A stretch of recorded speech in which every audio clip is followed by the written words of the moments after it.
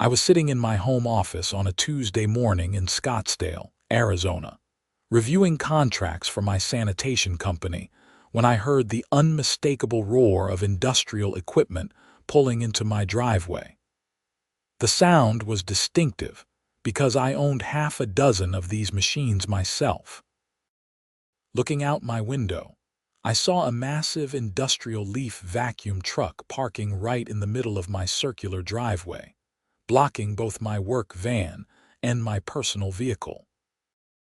I walked outside in my jeans and company polo shirt, wondering who would be stupid enough to bring one of my own contracted vehicles to my house without authorization. But as I got closer, I realized this was not one of mine. The truck was older, poorly maintained, and had the logo of a company I had never heard of painted sloppily on the side. A man in his 60s climbed out of the cab, pulled out a work order, and started unrolling hoses without even acknowledging my presence. I walked up to him with my coffee still in hand. "Excuse me, what are you doing?" I asked. He barely glanced up. "Work order from the HOA. They want all the leaves cleared from this property today." I felt my jaw tighten. I did not request any leaf removal service. He shrugged, continuing to unwrap the massive hoses from the side of his truck. "Take it up with the HOA, buddy. I just do what the work order says. Says here property owner requested immediate service."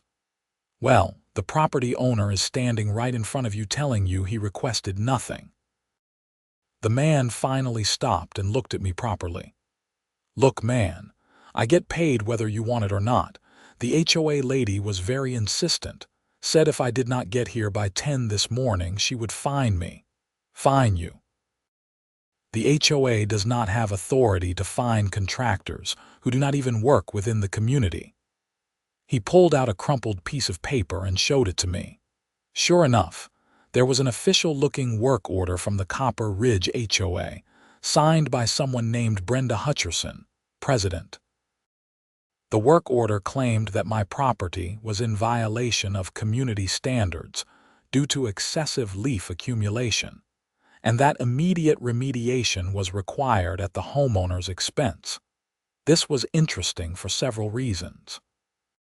First, I owned exactly 4 trees on my property, and they were all well-maintained desert willows that barely dropped leaves. Second, even if there were leaves, I owned Justice Property Services, the company that held the exclusive sanitation and grounds maintenance contract for the entire Copper Ridge community. Every single leaf, every piece of trash, every blade of grass that got maintained in this neighborhood was done by my crews. "Who is paying you for this work?" I asked. "The work order says it gets billed to the property owner." "That's you, I guess." "Let me see that." I took the paper from his hand and read through it carefully. The work order claimed I had been sent 3 notices about the violation, with escalating fines, and that this was the final enforcement action before legal proceedings would begin. The total amount they were going to bill me was $850 for emergency leaf removal. I had received exactly 0 notices. "I need you to pack up and leave," I said, handing the paper back to him. "Can't do that. I will lose the contract." "What contract?" "The HOA lady, Brenda, she said if I did this job today, she would give me the contract for the whole neighborhood. Said the current company was not meeting standards and they were looking to replace them." Now it all made sense. I pulled out my phone and snapped photos of his truck, his equipment, and the work order. "I am the current company, and I can tell you with absolute certainty that we are not being replaced. Our contract runs for another 3 years with renewal options. What you have there is an HOA president trying to commit fraud." His face went pale. "I do not want any trouble. Then I suggest you pack up and leave before I call the police for trespassing." He looked at the work order, then back at me, then started hastily rolling up his hoses. Within 5 minutes, he was pulling out of my driveway, and I was already dialing my lawyer. Marcus Freeman had been my attorney for 6 years, ever since I started Justice Property Services. He had helped me navigate every contract, every dispute, and every legal issue that came with running a sanitation company in Arizona. He answered on the second ring. "Hey James, what's going on?" Marcus always sounded slightly amused when I called, like he was expecting whatever story I was about to tell him to be entertaining. "The HOA president just tried to scam me by sending an unauthorized contractor to my house and then planning to bill me $850 for services I never requested." "Okay, that's a new one. Tell me everything." I explained the situation while walking back into my house. Marcus listened without interrupting, which meant he was taking notes. When I finished, he let out a low whistle. "So let me make sure I understand this. Brenda Hutcherson, the HOA president, told this random contractor that your company was being replaced, sent him to your personal property under false pretenses, fabricated violation notices that were never sent, and was planning to bill you for services you never authorized." "That is correct." "And you own the exclusive sanitation contract for the entire neighborhood." "For 3 more years, yes, with 2 automatic renewal options if we meet performance standards, which according to our quarterly reviews, we exceed." "And this Brenda person knows you own the company." "I have been at every single quarterly HOA meeting for the past 3 years. I shake her hand every time. She absolutely knows." Marcus was quiet for a moment. "This is either incredibly stupid or incredibly bold. Maybe both. What do you want to do?" "I want to know what my options are." "Well, first, document everything. You got photos of the truck and the fake work order?" "Yes." "Good. Second, I need you to send me a copy of your HOA contract and your company's contract with the HOA. Third, we need to find out if she actually sent any violation notices or if those were fabricated too. Check with your HOA management company." "We do not have one. The HOA is self-managed by the board. Even better." "That means less oversight and more room for someone like Brenda to pull stunts like this. I will draft a formal complaint to the HOA board. In the meantime, do not engage with Brenda directly. Everything goes through me." I thanked Marcus and hung up, but I was already thinking about my next steps. I walked over to my filing cabinet and pulled out my HOA folder. Inside were all my dues payments, all the architectural approval forms I had submitted over the years, and copies of every single communication I had received from the HOA. I flipped through every document carefully. There were no violation notices. Not one. I grabbed my laptop and logged into my email, searching for anything from Brenda or the HOA. There were the standard monthly newsletters, a few notices about community events, and the quarterly meeting minutes. Nothing about violations, nothing about leaves, nothing about my property at all. My phone buzzed with a text from Derek, my operations manager at Justice Property Services. "Boss, got a weird call from someone at Copper Ridge HOA asking about our contract terms. Told them to contact you directly." "Heads up."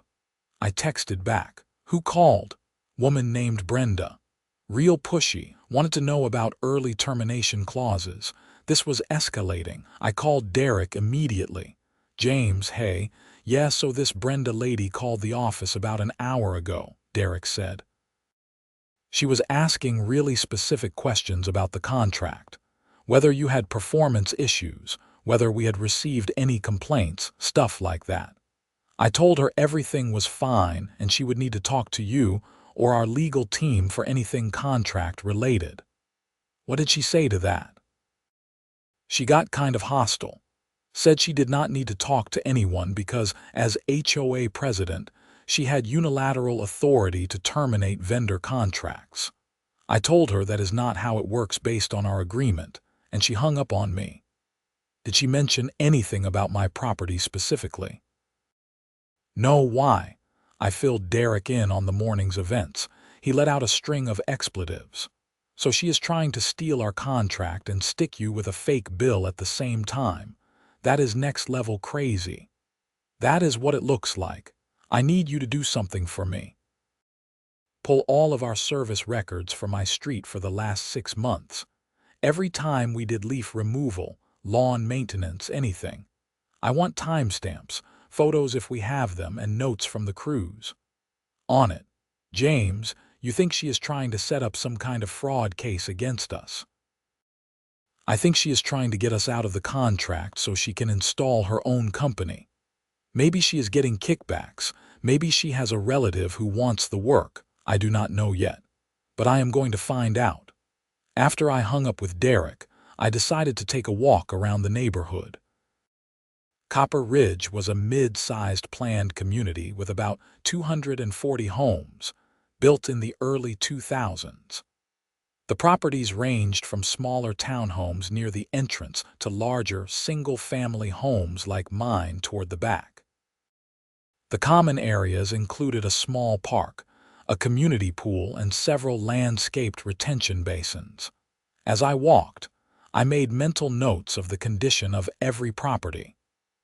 The neighborhood looked immaculate, which made sense because my crews were here 3 times a week. Lawns were trimmed, hedges were neat, and there was not a leaf out of place anywhere. My property, when I circled back to check, looked exactly the same as everyone else's. There was no violation, no excessive leaves, nothing that would justify the work order I had been shown. I noticed a woman in her early 50s standing in her driveway, watching me.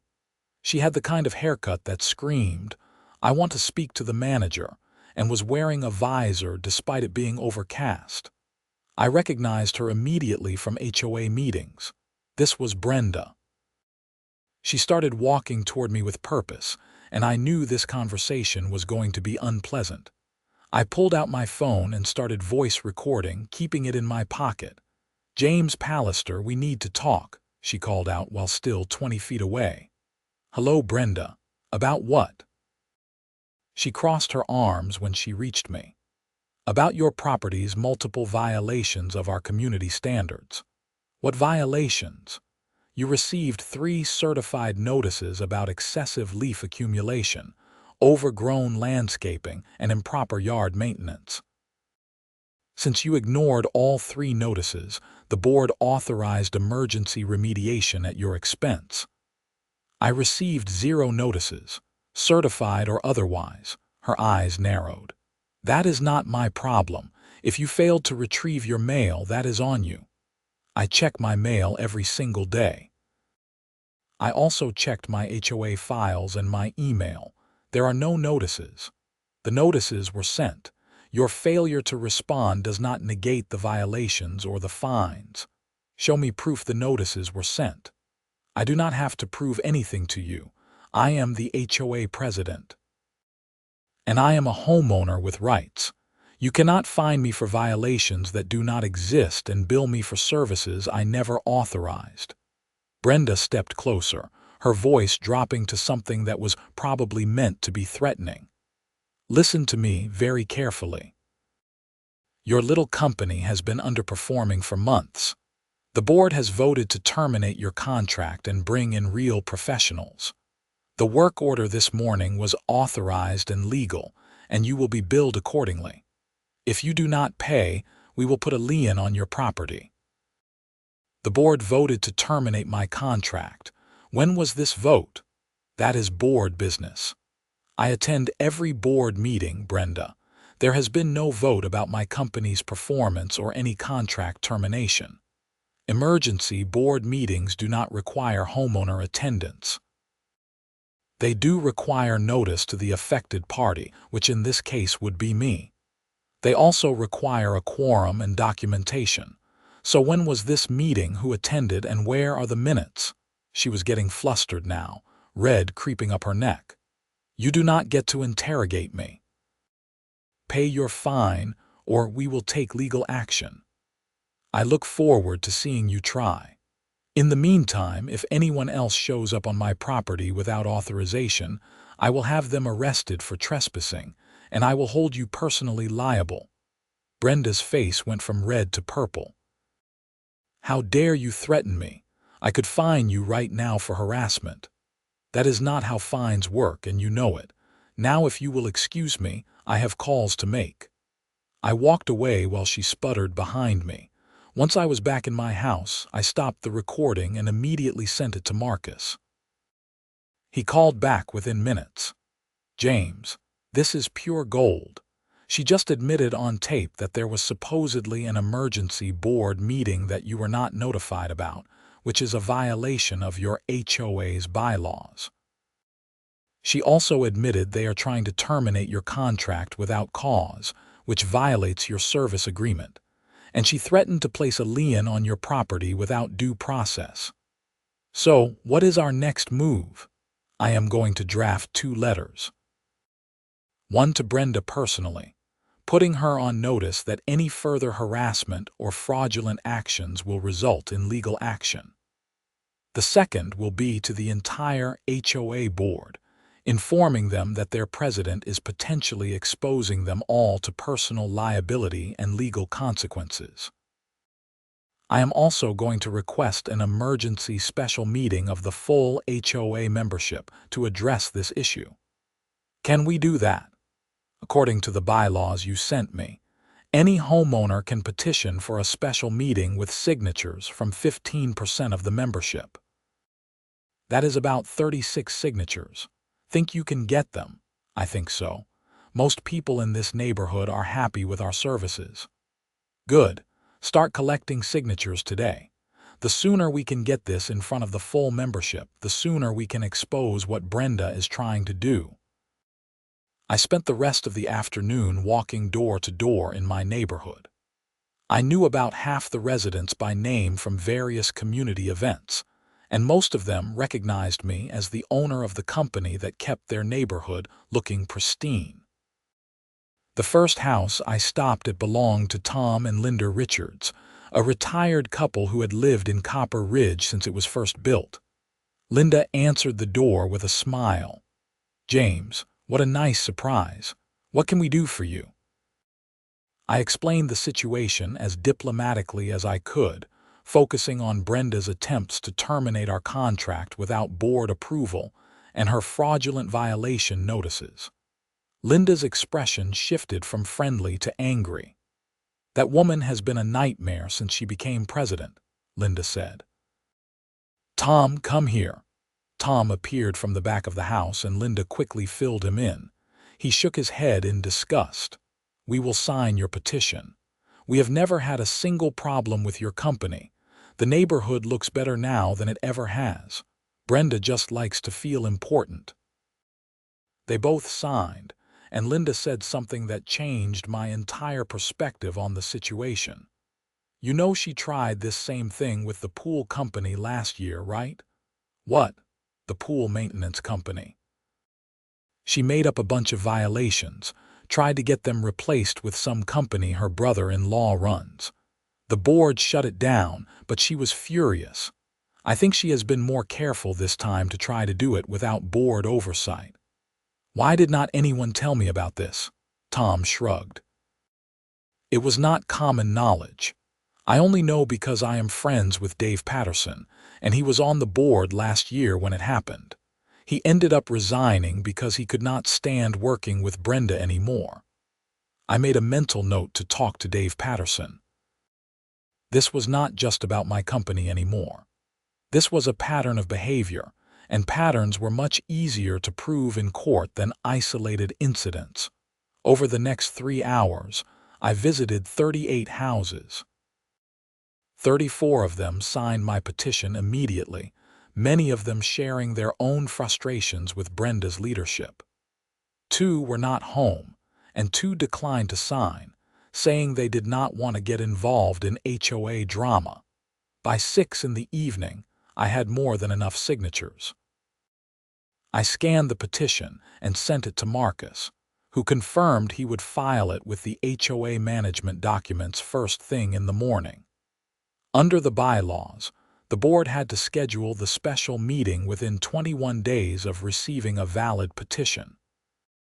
I ordered a pizza and was halfway through my dinner when my phone rang. It was a number I did not recognize with a local area code. I answered cautiously. James Pallister, speaking. This is Carol Martinez. I am on the HOA board secretary position. I just got a very concerning email from your attorney. Hello, Carol. Yes, I had Marcus send a letter to the board about what happened today. I want to be very clear about something. I had no idea about any emergency board meeting, any vote to terminate your contract, or any violation notices sent to your property. Neither did the other board members I have spoken to so far.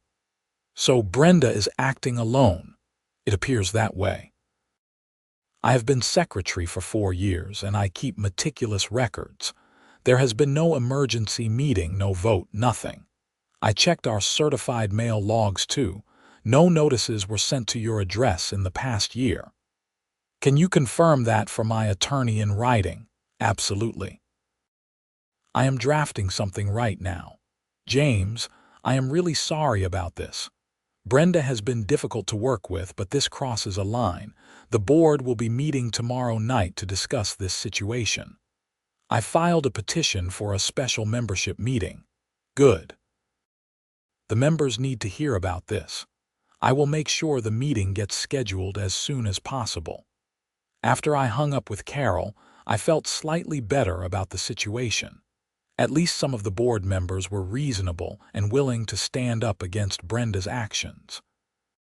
But I knew this was far from over. The next morning I got a call from my bank. That was never a good sign. Mr. Pallister, this is Stephanie from Copper Ridge Credit Union. I am calling because we received a notice that the Copper Ridge HOA is attempting to place a lien on your property for unpaid fines and fees totaling $8,400. My coffee went cold in my hand. $8,000. Yesterday it was $850. The notice lists multiple violations dating back 6 months, with accumulating daily fines and legal fees. This is fraudulent.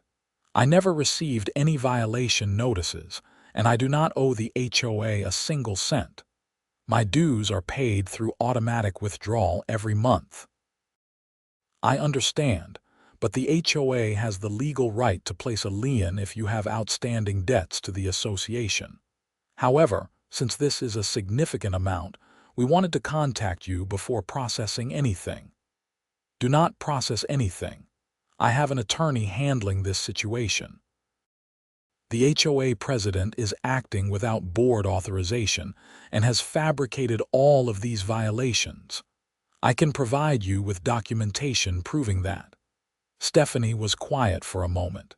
Mr. Pallister, I have to be honest with you. This is not the first time we have had issues with Copper Ridge HOA. If you can provide documentation from your attorney and preferably from other board members contradicting this lien, we will hold off on processing it pending resolution. I will have documentation to you by end of business today. I immediately called Marcus and told him about the lien attempt. I could hear him typing furiously. This woman is unbelievable. She is trying to force you out of your contract by making you look financially unstable and by potentially damaging your credit. This is not just HOA overreach anymore, James.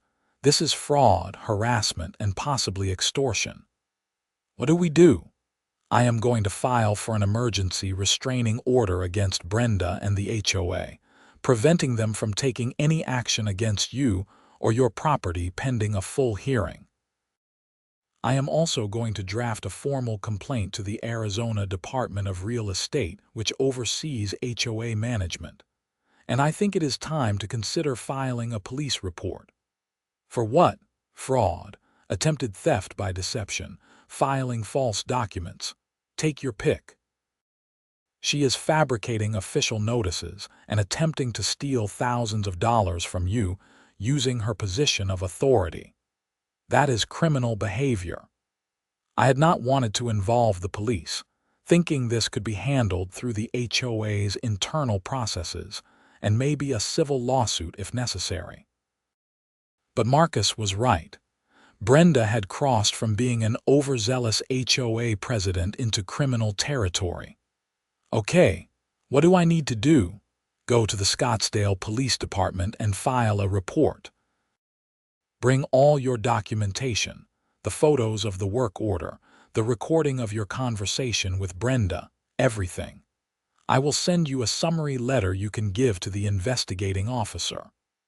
2 hours later, I was sitting in the Scottsdale Police Department talking to Detective Sarah Chen. She was in her late 30s, sharp-eyed, and took detailed notes as I explained the situation. When I finished, she sat back and reviewed her notes. So this Brenda Hutcherson has fabricated HOA violation notices, attempted to bill you for services you never authorized, claimed there was a board meeting that never happened, and is now trying to place an $8,000 lien on your property based on violations that do not exist. That is correct. And you have documentation proving all of this. I showed her everything. The photos, the recording, the emails from Carol Martinez confirming no board meeting had occurred, the bank notice about the lien, and my service records showing my property had no violations. Detective Chen spent 20 minutes reviewing every document carefully. Finally, she looked up at me. This is a clear case of fraud and abuse of authority. The challenge is that HOA disputes often fall into a gray area legally. However, the fabrication of official documents and the attempt to place a fraudulent lien are definitely criminal acts. I am going to open an investigation and will likely need to interview the other HOA board members. What happens next? I will contact Ms. Hutcherson for an interview. Depending on her cooperation and what we find during the investigation, she could be facing charges. In the meantime, I would recommend you continue working with your attorney to protect yourself through civil channels as well. I left the police station feeling like things were finally moving in the right direction. But I should have known Brenda was not going to go down quietly. That evening, I got a frantic call from Derek. "Boss, someone vandalized 3 of our trucks." "What?" "Someone slashed the tires on 3 trucks and spray-painted frauds across the side panels. The trucks were parked at the maintenance lot off Hayden Road." "Did anyone see anything?" "No, but there are cameras. I am pulling the footage now. Send it to me as soon as you have it." 20 minutes later, I was watching grainy security footage of a woman in dark clothing and a baseball cap approaching our trucks around 2 in the morning. She worked quickly, slashing tires and spray painting the vehicles before running back to a car parked on the street.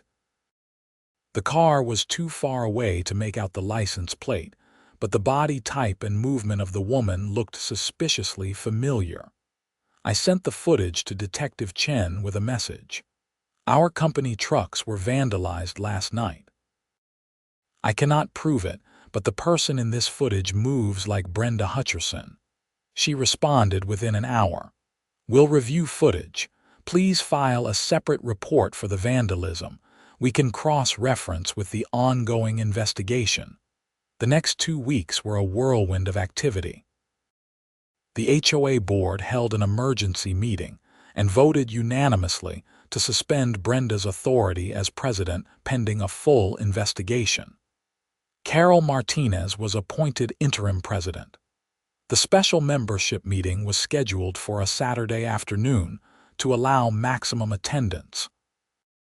Marcus obtained the emergency restraining order preventing any liens or fines from being processed against me. The bank confirmed they would not honor any HOA claims against my property without a court order. Detective Chen's investigation expanded as she discovered that Brenda had been siphoning HOA funds into a personal account for nearly 2 years. She had been approving payments to fake vendors and pocketing the difference. The attempt to replace my company with her brother-in-law's business was just the latest in a pattern of financial fraud. The security footage from the vandalism was enhanced by the police forensics lab. While they could not make a positive identification, they were able to match the car to a make and model. It happened to be the same make and model that Brenda's husband drove. On the day of the special membership meeting, the community center was packed. Nearly every homeowner in Copper Ridge showed up, which meant close to 180 people crammed into a room meant for about 100. People were standing along the walls and sitting on the floor. Carol Martinez opened the meeting and gave a brief overview of why it had been called. Then she turned the floor over to me. I kept my presentation simple and factual. I showed copies of the fake work order, played the recording of my conversation with Brenda, and displayed the bank notice about the attempted lien. I explained my company's contract with the HOA and showed our service records proving we had exceeded every performance metric. Then, Carol took over and dropped the real bombshell. She displayed financial records showing that Brenda had embezzled approximately $63,000 from the HOA over a 2-year period. She had created fake vendor accounts, approved fraudulent invoices, and transferred money to her personal account. The room erupted in angry shouts and questions. Carol had to bang the gavel multiple times to restore order. "The police are investigating these financial irregularities," she said.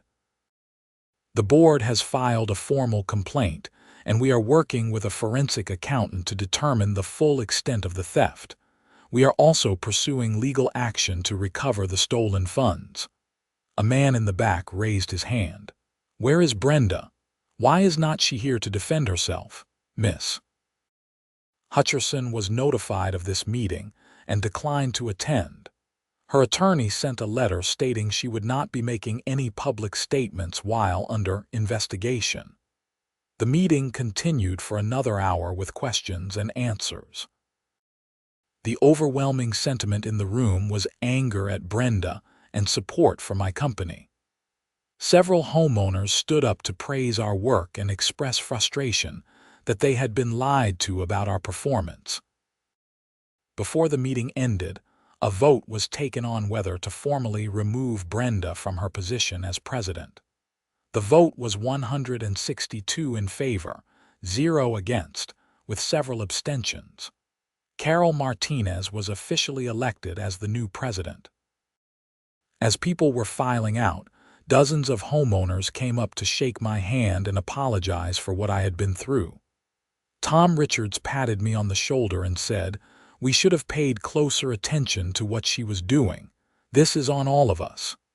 "It is not your fault," I said. HOA board members are supposed to act in good faith. No one expects them to be criminals. 3 days later, Detective Chen called me. "James, I wanted to give you a heads up. We are arresting Brenda Hutcherson this afternoon. We have enough evidence to charge her with fraud, embezzlement, filing false documents, and attempted theft. We are also charging her with criminal damage related to the vandalism of your trucks. Her husband is being charged as an accessory for that one. Her husband was involved. He is the one who drove her to your maintenance lot. We were able to match his car to the footage and found receipts in his truck for the spray paint used in the vandalism. He is claiming he did not know what she was planning to do, but he was there, so he is getting charged." "What kind of penalties is she looking at?" "Given the amount of money involved and the multiple charges, she is probably looking at several years in prison if convicted." The county attorney is taking this seriously because HOA fraud is a growing problem in Arizona, and they want to make an example. Thank you for keeping me informed. Thank you for bringing this to our attention. Who knows how much more she would have stolen if you had not caught her. The arrest made the local news. Former HOA president arrested for embezzlement and fraud was the headline on Channel 12. The story included interviews with Carol Martinez and several angry homeowners. My name was mentioned as the initial target of Brenda's schemes, but thankfully, the reporters focused more on the financial crimes than on me personally. Over the next several months, the legal process played out. Brenda's attorney tried to negotiate a plea deal, but the county attorney was not interested. The case went to trial, and the evidence was overwhelming. Between the fake work orders, the fabricated violations, the bank records showing embezzlement, and the security footage of the vandalism, the jury deliberated for less than 3 hours before returning guilty verdicts on all charges. Brenda was sentenced to 6 years in prison and ordered to pay full restitution to the HOA, which came to $63,000 plus interest and legal fees. Her husband received 2 years probation and a hefty fine for his role in the vandalism. The Copper Ridge HOA underwent a complete overhaul.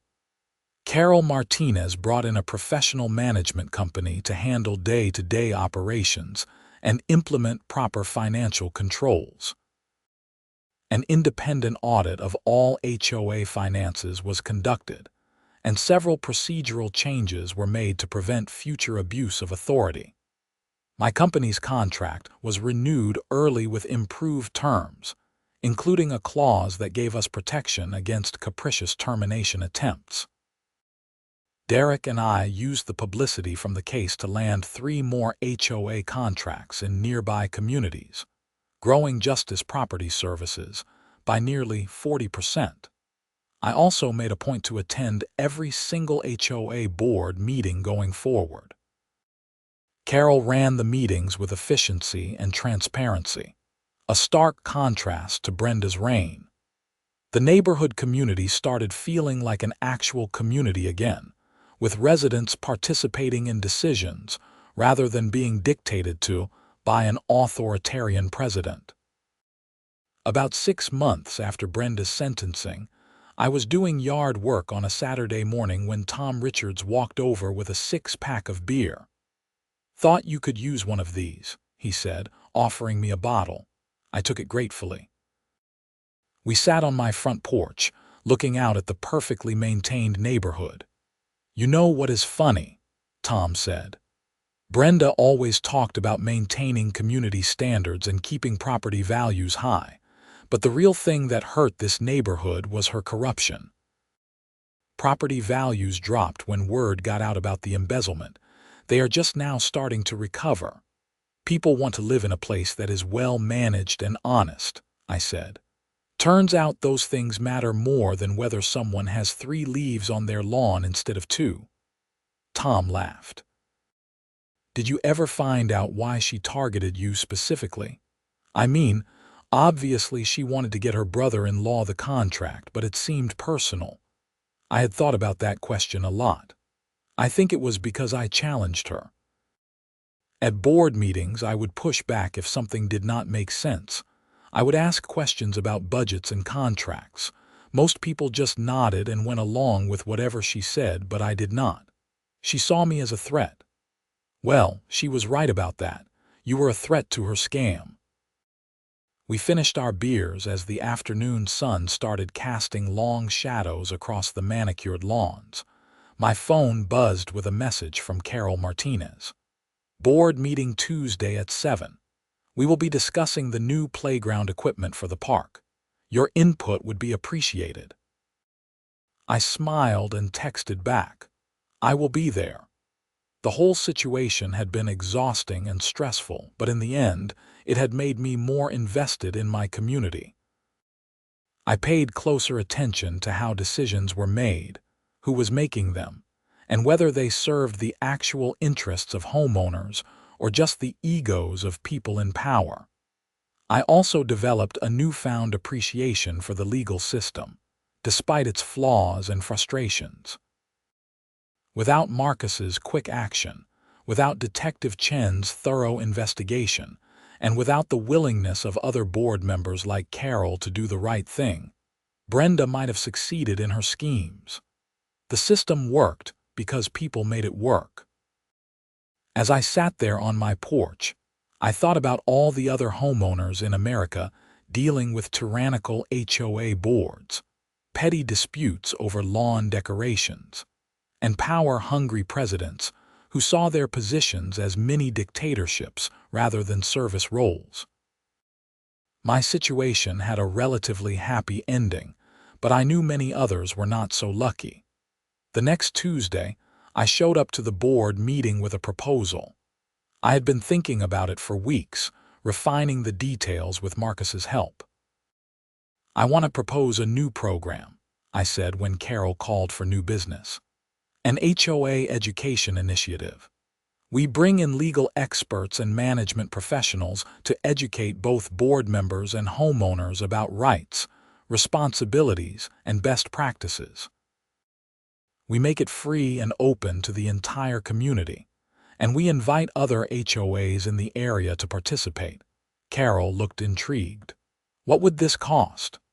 "I will personally fund the first 3 sessions to get it started. If it is successful, we can look at ongoing funding options." But I think there is a real need for this. Most people have no idea how HOAs actually work until something goes wrong. The board voted unanimously to approve the program. Word spread quickly, and by the time we held the first session 6 weeks later, we had representatives from 11 different HOAs in attendance. Marcus presented on homeowner rights and HOA limitations. A management professional talked about financial controls and transparency. And Carol shared our community's story as a cautionary tale. The feedback was overwhelmingly positive. Several other HOAs asked if we could present at their communities. The program grew beyond anything I had initially imagined, eventually becoming a regular quarterly event hosted by different HOAs throughout the Scottsdale area. It turned out that Brenda's attempt to scam me had inadvertently created something positive. By exposing the vulnerabilities in HOA governance, we had started a larger conversation about accountability and transparency. It was not going to solve every HOA problem in America, but it was a start. My business continued to thrive. Derek was promoted to vice president, and we hired 2 more crews to handle our expanding contracts. The vandalized trucks were repaired and eventually replaced with newer models. We won an award from the Arizona Landscape Contractors Association for excellence in commercial maintenance. But more importantly, I felt like I was part of a real community now. I knew my neighbors not just by sight but by name. I understood how our HOA worked and had a voice in its decisions, and I had helped create a system where abuse of power was much less likely to happen again. One afternoon, about a year after everything had settled, I was reviewing bids for new equipment when I got a call from an unknown number. I almost sent it to voicemail but decided to answer. "Is this James Pallister?" a woman's voice asked. "Yes, who is calling?" "My name is Catherine Kennedy. I live in Phoenix, and I am having problems with my HOA. Someone gave me your name and said you might be able to help." I leaned back in my chair. "Tell me what is happening." Catherine explained that her HOA president was trying to fine her for parking violations that never occurred and was threatening to tow her car if she did not pay.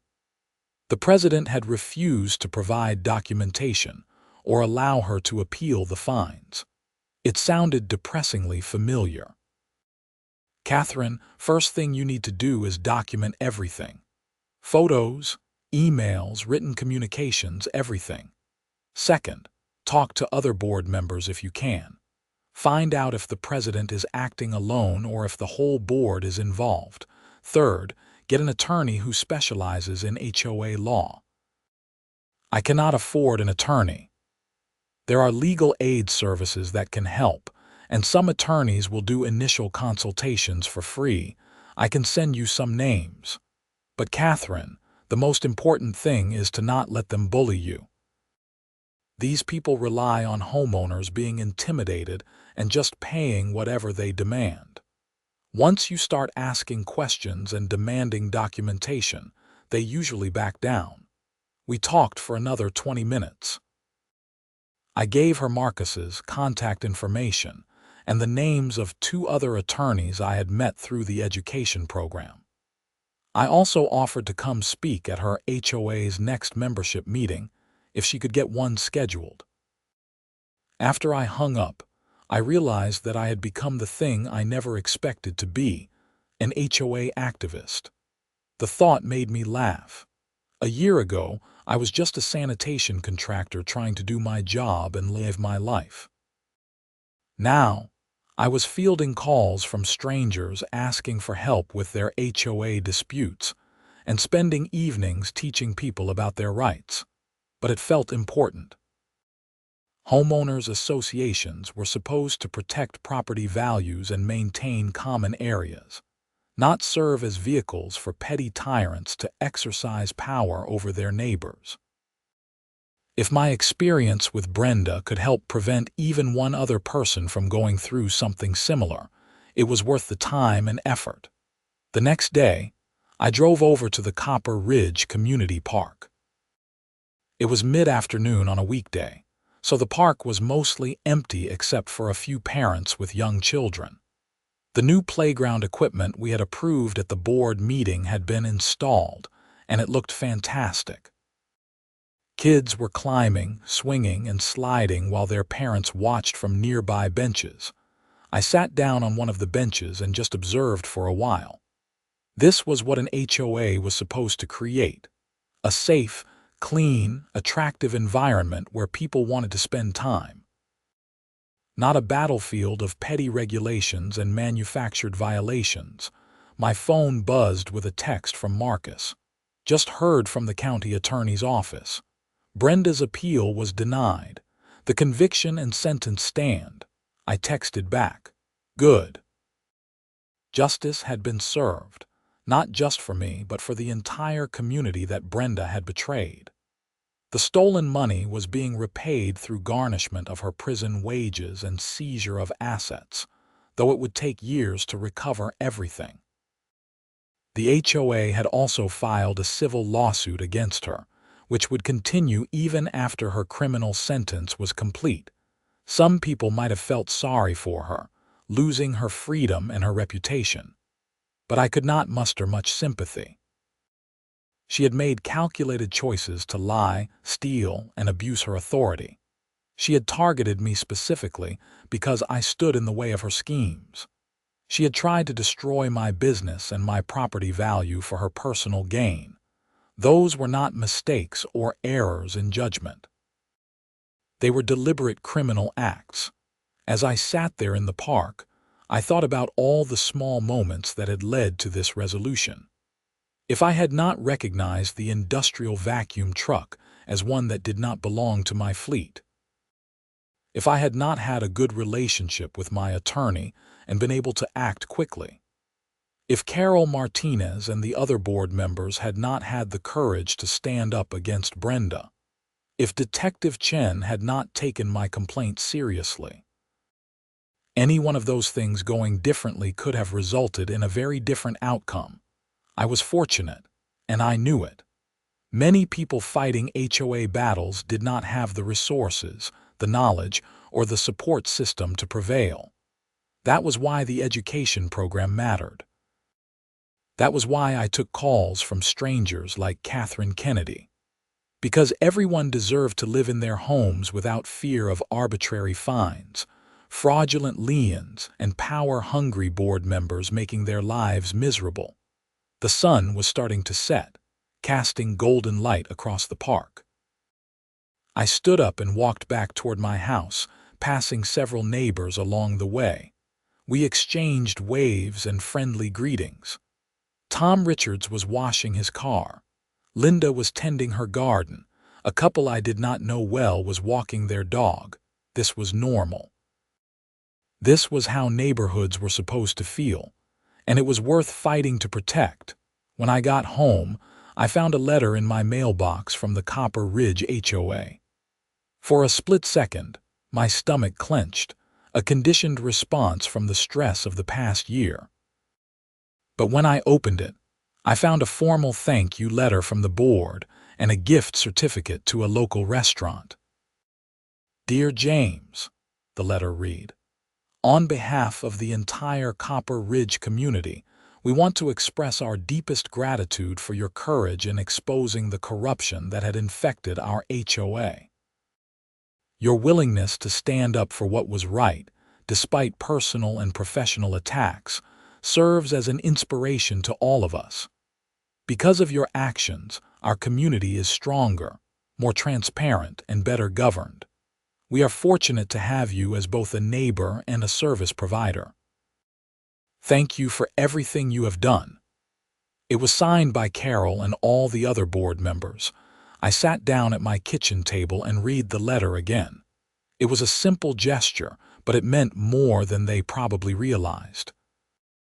Throughout the whole ordeal, there had been moments when I questioned whether it was worth the fight, whether I should just walk away from the contract, sell my house, and move to a different neighborhood where I did not have to deal with HOA drama. But I had not walked away. I had stood my ground, fought back, and ultimately won. And in the process, I had helped transform a community from one ruled by fear and corruption to one based on transparency and mutual respect. That night, I slept better than I had in months. There were no more worries about fraudulent liens or vandalized trucks or fabricated violations. The stress that had been a constant companion for nearly a year had finally lifted. Life was not perfect, but it was peaceful, and that was enough. The following months continued to bring positive changes. The HOA's finances were stabilized under Carol's leadership. My company's performance remained excellent, and we continued to win new contracts based on our reputation. The education program expanded to reach more communities throughout the Phoenix metro area. I even started dating someone I met at one of the education sessions. She was a homeowner from a neighboring community who had come to learn about HOA governance after her own minor dispute with her board. We bonded over shared war stories and eventually over other things that had nothing to do with homeowners associations. Life moved forward, as it always does. The drama with Brenda became a story I told at parties, a cautionary tale that made people shake their heads in disbelief. Most people could not fathom that an HOA president would go to such lengths to commit fraud and harass a homeowner.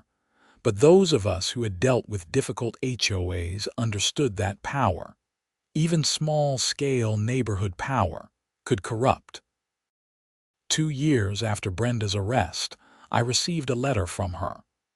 It had been forwarded through the prison system, and my first instinct was to throw it away without reading it. But curiosity got the better of me. The letter was surprisingly brief, and I think genuine. She acknowledged what she had done, apologized for targeting me and stealing from the community, and said she was using her time in prison to reflect on the choices that had led her there.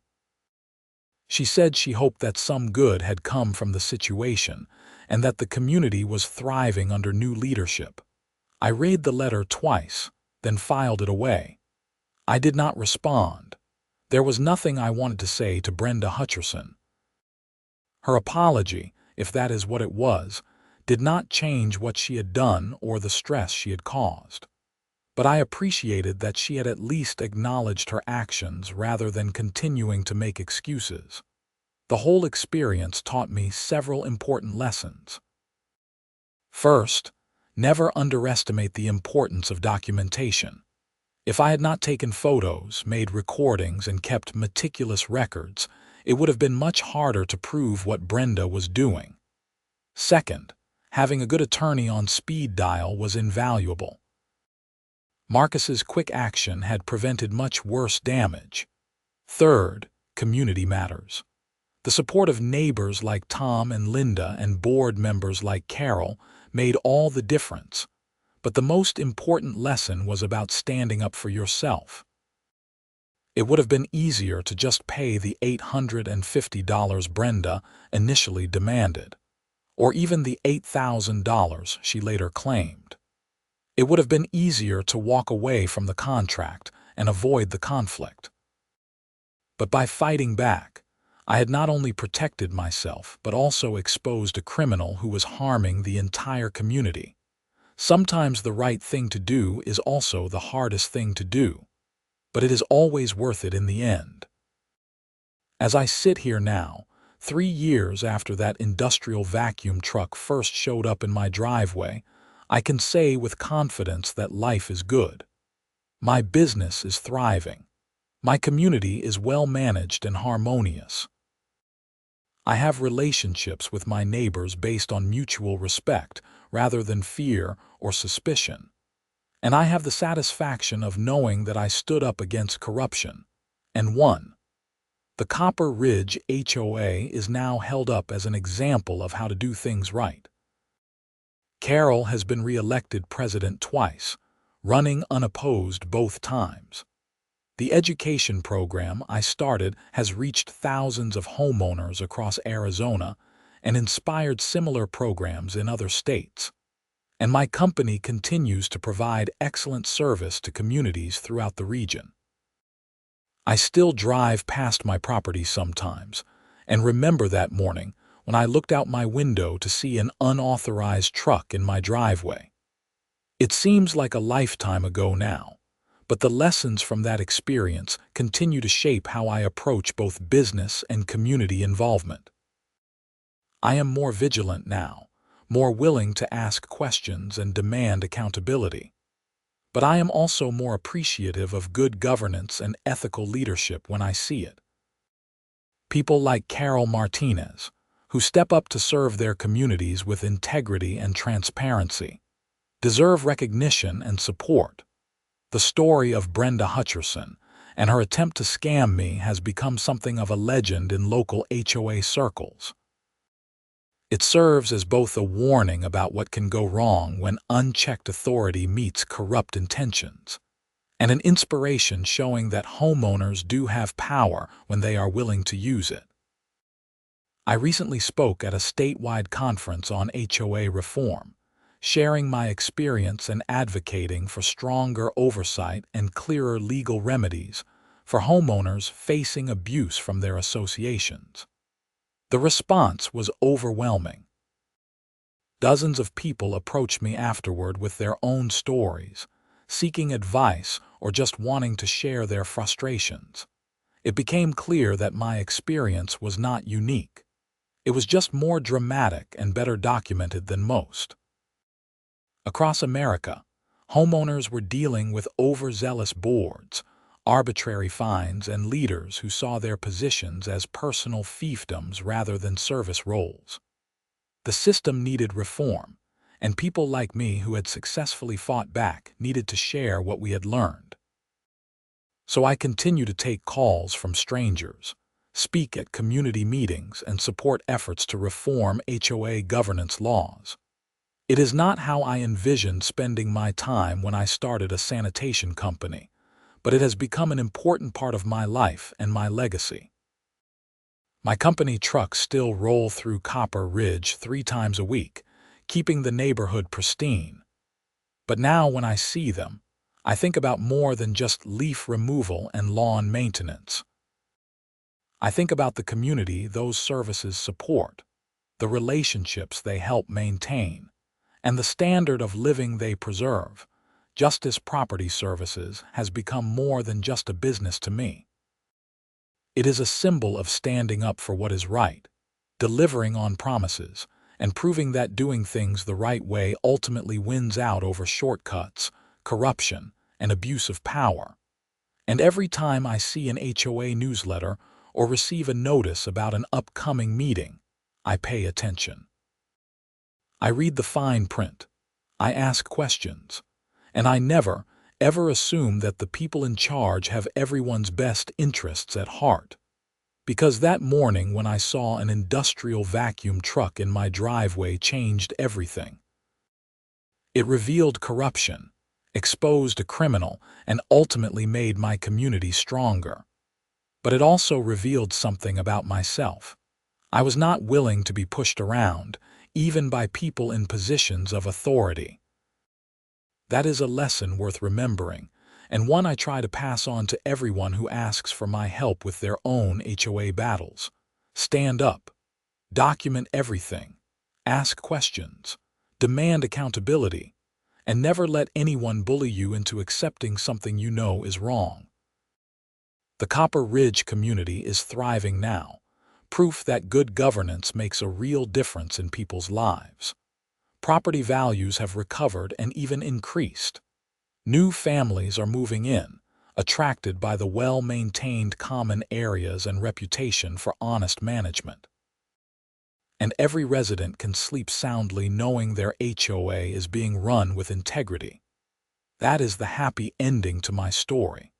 Not just that I won my personal battle with Brenda Hutcherson, but that the entire community emerged stronger and better governed. The ripple effects of standing up for what was right continue to this day, touching lives far beyond my own neighborhood. And it all started because someone sent an industrial leaf vacuum to my property without asking, unaware that I owned the entire sanitation contract. One woman's attempt at fraud became the catalyst for real, lasting change. Sometimes that is how justice works. Not with grand gestures or sweeping reforms, but with one person refusing to accept the unacceptable and inspiring others to do the same.